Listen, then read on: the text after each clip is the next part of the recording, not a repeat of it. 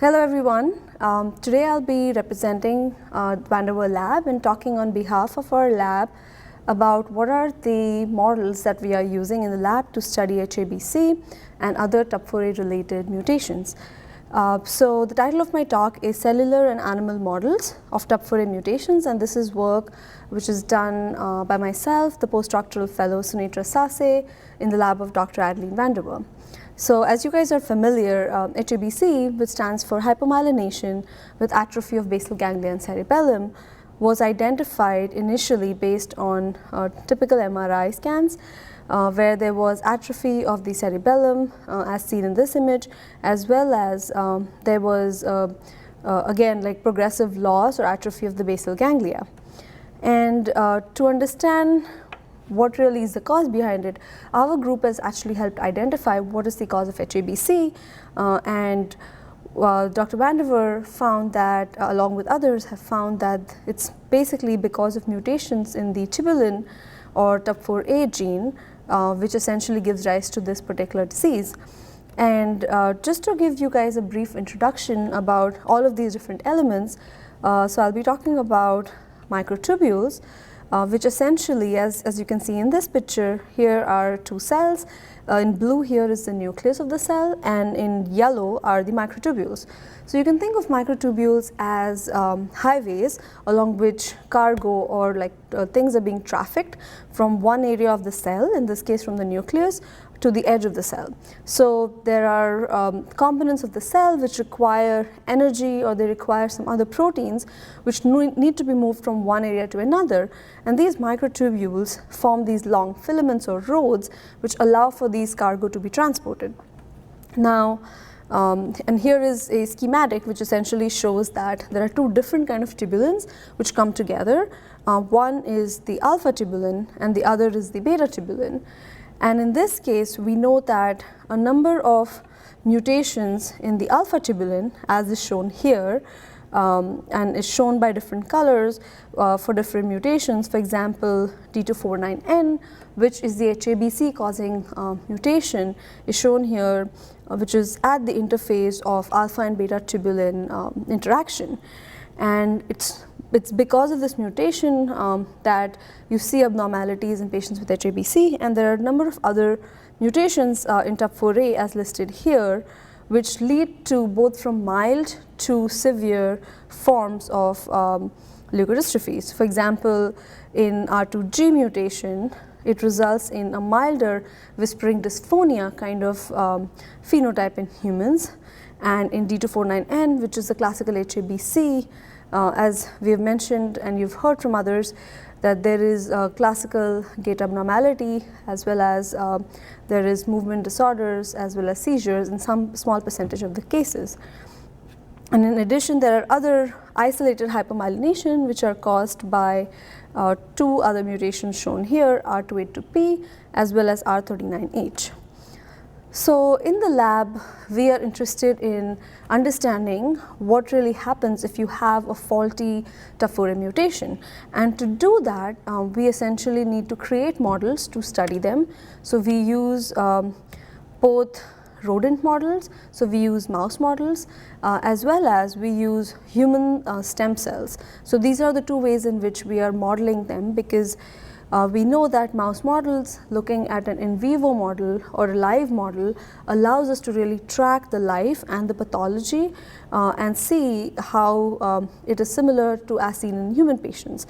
And looking at human stem cells actually allows us to see if there is similarity between these mouse models and human cells, because many times you study something in a mouse but it does not translate to humans. So these are the two ways in which we are working in the lab, and the data that I'm initially going to be showing is work done by Dr. Sunitra Sase, who is the postdoc fellow in the lab, who has helped characterize this mouse model. So to generate this mouse model, we essentially we've used a CRISPR-Cas9. A lot of people here may have heard about CRISPR, which is essentially nothing but manipulation of a single gene, either whether you're adding the gene or removing the gene. And in this case, we are adding the mutant gene and creating a knock-in mouse.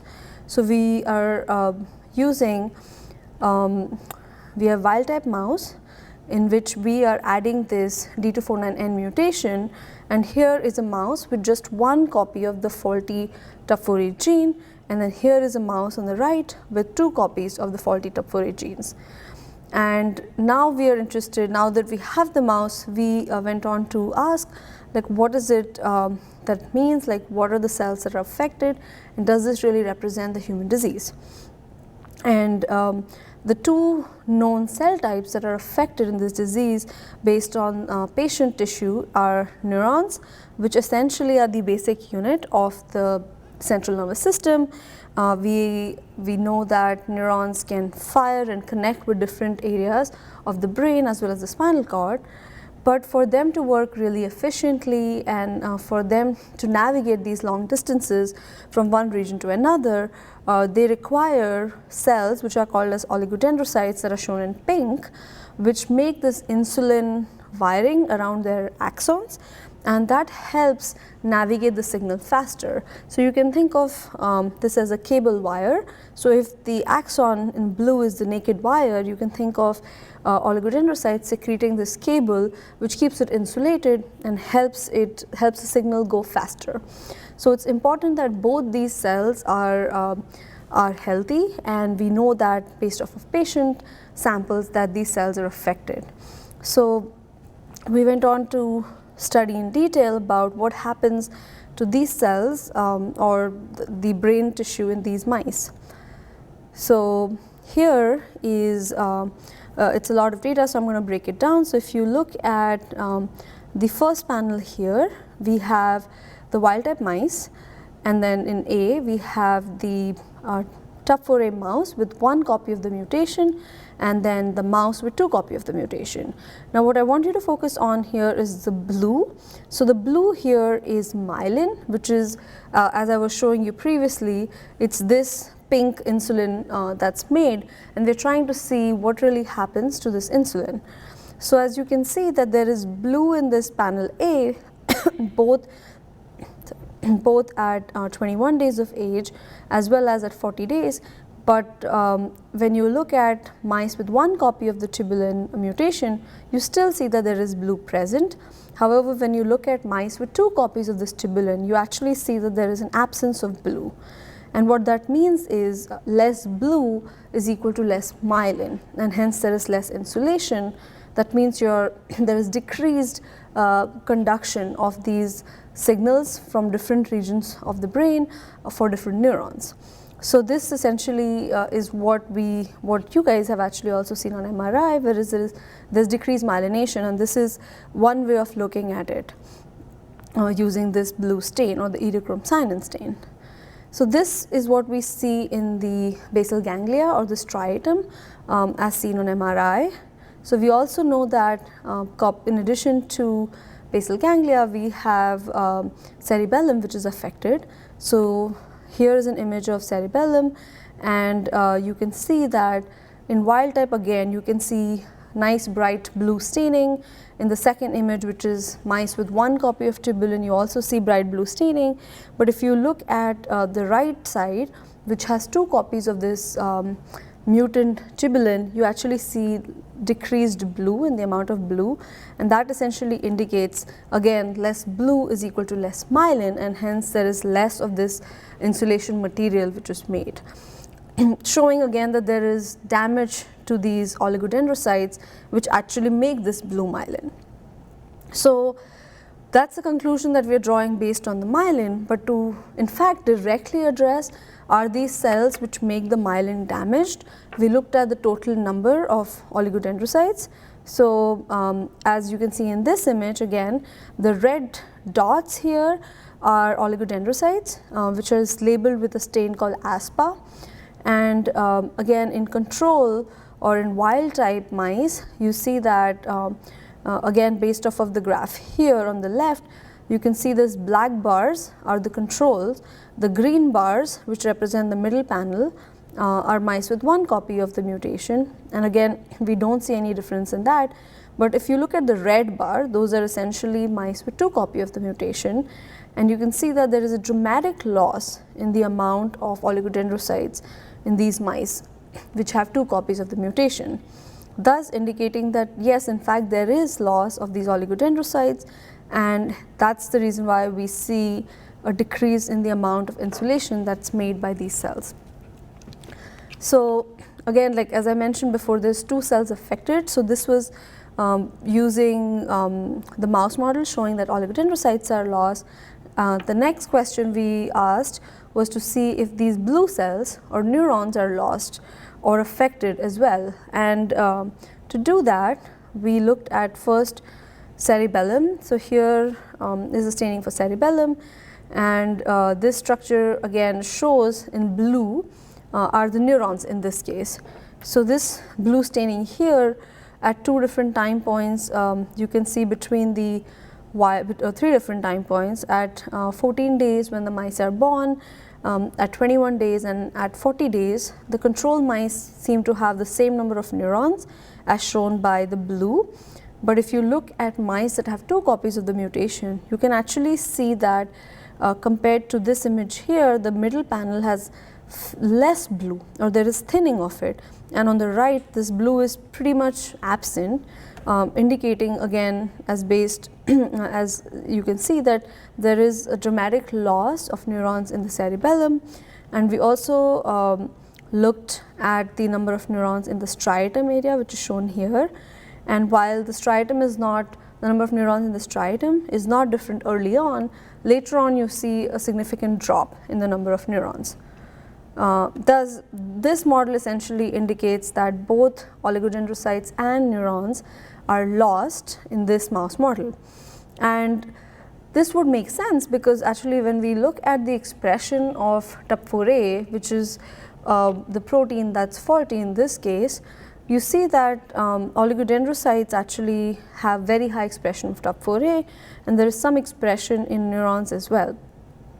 So what is important to really understand going forward with any kind of therapeutic treatment is to in fact understand, you know, which cells need to be targeted and fixed, like which cell is affected first.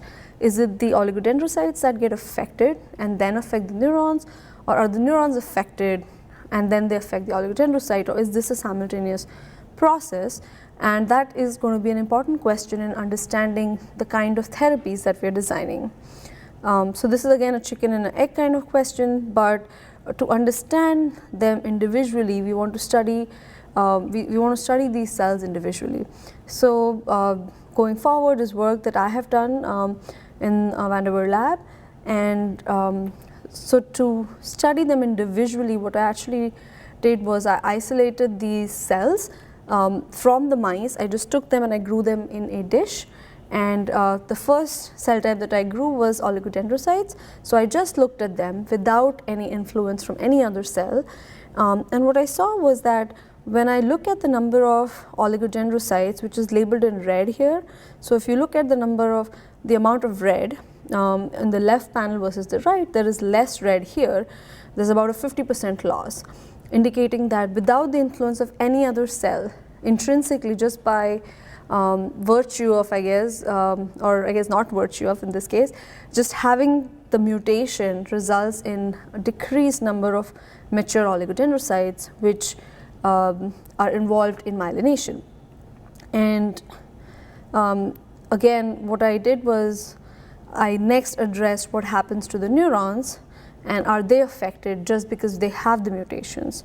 So to do that, I again took neurons from control mice, and I took neurons from mice with the mutation, 2 copies of it.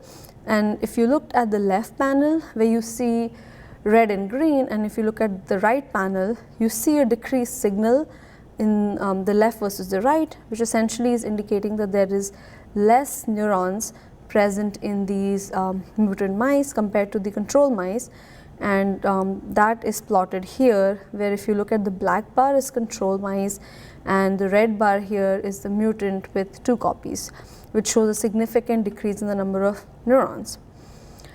Now, while we understand that the presence of this mutation is resulting in loss of these neurons, or both neurons and oligodendrocytes, and this is helpful, but I guess it's also important to understand from a very basic level what does it mean? If you have a bad protein, what does that do to the cell, and how does that really affect the cell? And I think to understand that, we are actually working in collaboration with Dr. Erika Holzbauer, who is a world-renowned expert in studying microtubules.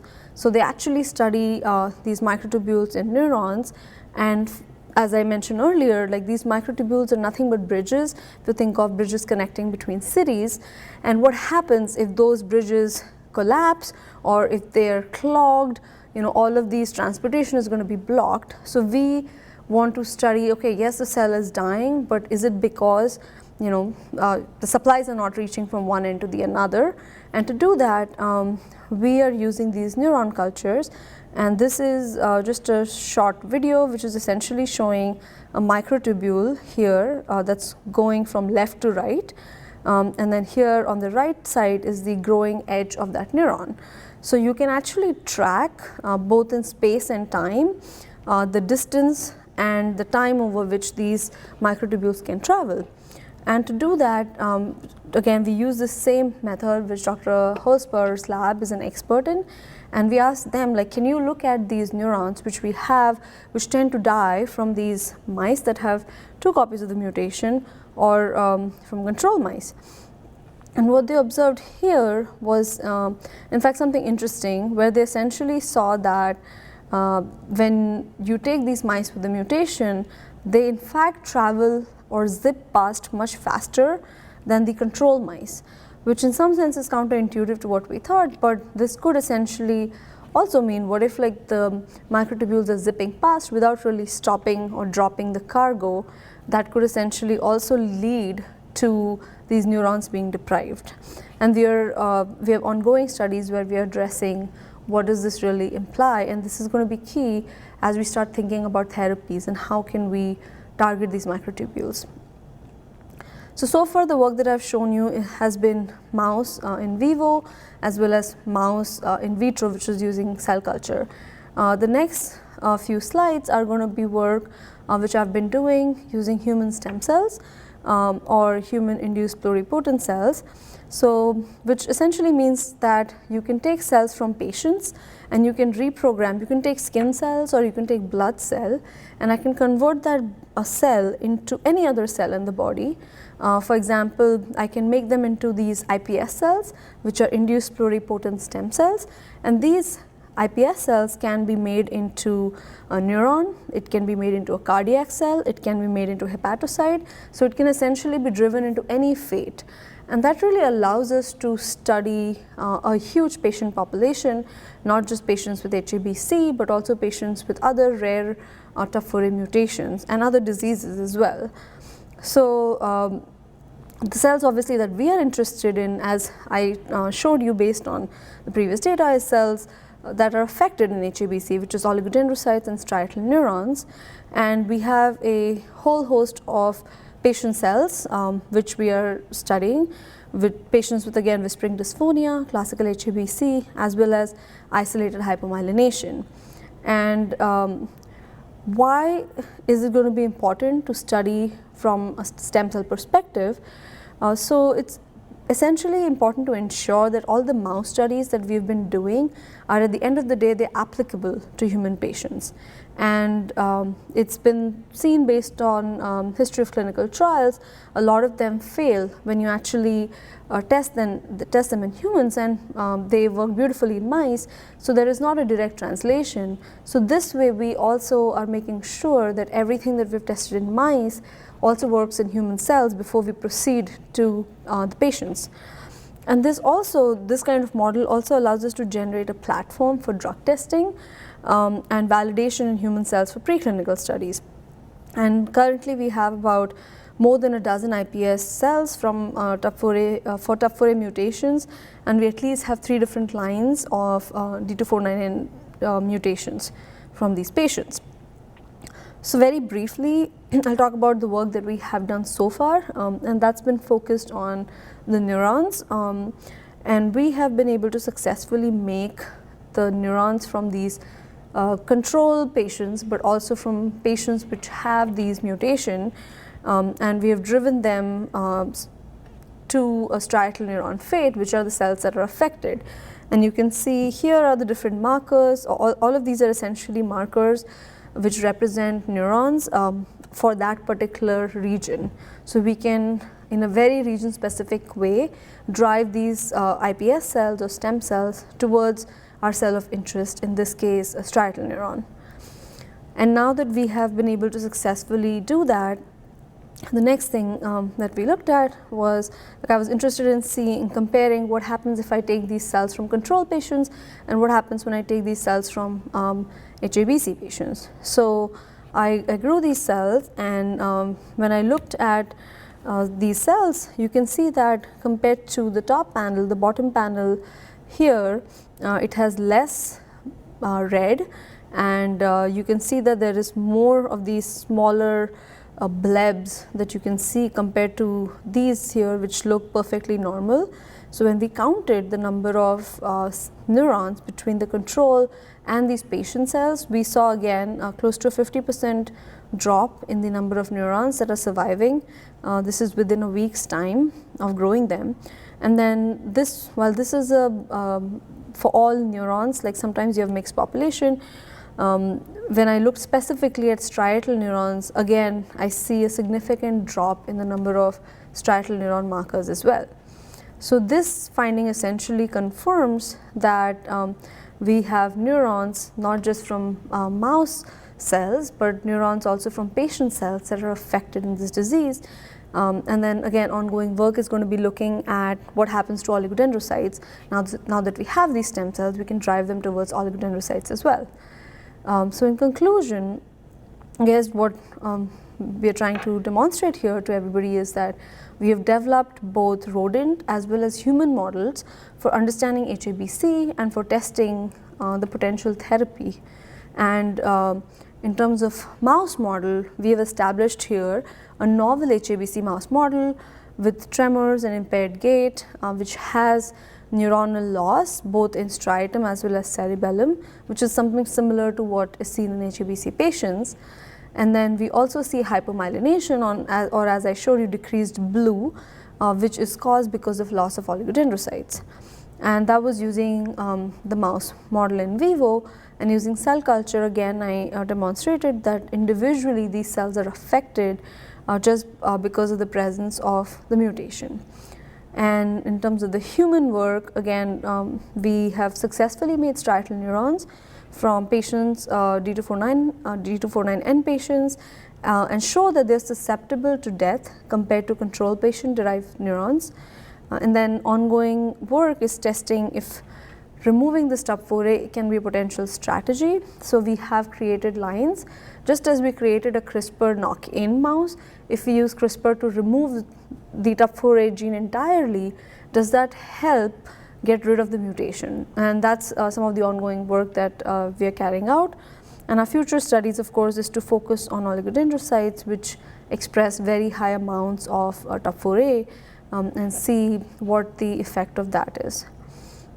So with that, I would like to acknowledge everybody in our group and everyone in the Vanderbilt group, both clinical as well as research side, as well as our collaborators shown here. I would like to thank Michelle and the Foundation to Fight HABC. Thank you.